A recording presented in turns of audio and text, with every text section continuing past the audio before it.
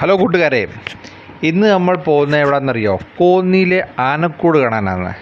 പത്തനംതിട്ടയിൽ നിന്നും ഏകദേശം 12 കിലോമീറ്റർ, പത്തനംതിട്ട പുനലൂർ വഴിയിലാണ് കേട്ടോ, അകലെയുള്ള കോന്നിയിലെ പ്രധാന ആകർഷണ കേന്ദ്രങ്ങളിലൊന്നാണ് കോന്നി ആനക്കൂട്.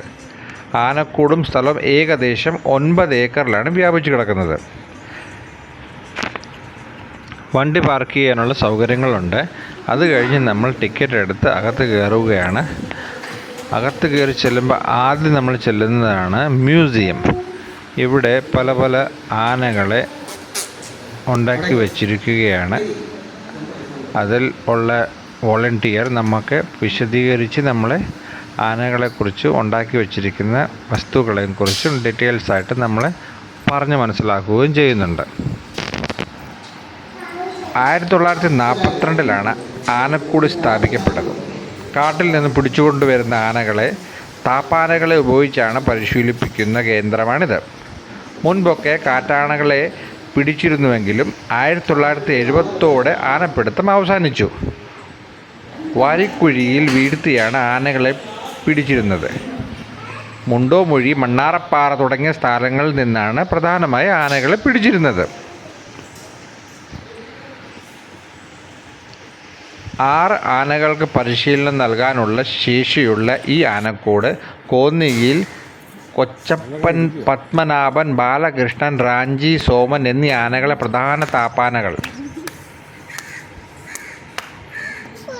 കാമ്പകം എന്ന തടിയാണ് ആനക്കൂട് നിർമ്മിക്കാൻ ഉപയോഗിക്കുന്നത്.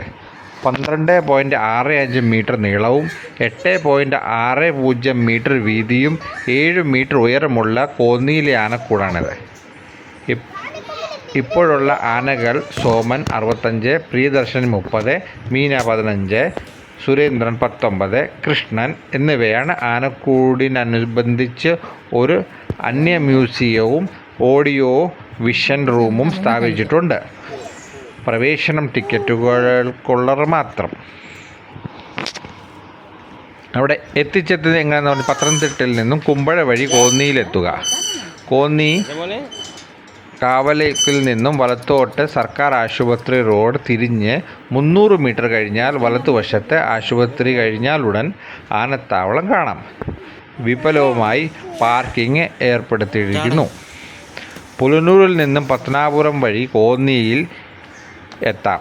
കോന്നി കവലയിൽ നിന്നും ഇടത്തോട്ട് സർക്കാർ ആശുപത്രി റോഡ് തിരിഞ്ഞ് 300 മീറ്റർ കഴിഞ്ഞാൽ വലതുവശത്ത് ആശുപത്രിയിൽ കഴിഞ്ഞാലുടൻ ആനത്താവളം കാണാം. പോസ്റ്റ് ഓഫീസ് റോഡ് ഇതിലെയുള്ള വഴി.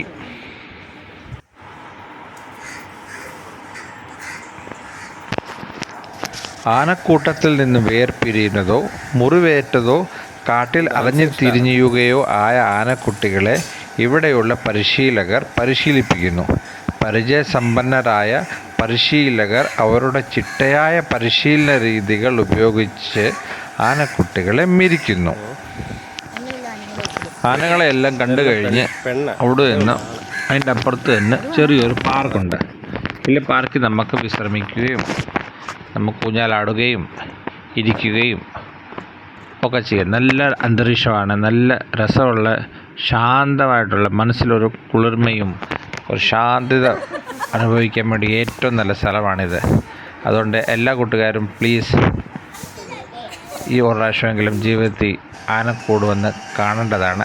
ആന എങ്ങനെ മെരിക്കുന്നതും ആന എങ്ങനെ വളർത്തുന്നത്, അതിനെ എങ്ങനെ പരിശീലിപ്പിക്കുന്നതും എല്ലാം കാണാൻ വേണ്ടി പ്ലീസ് ഗായ്സ് എല്ലാവരും ഒന്ന് വന്ന് കാണുക.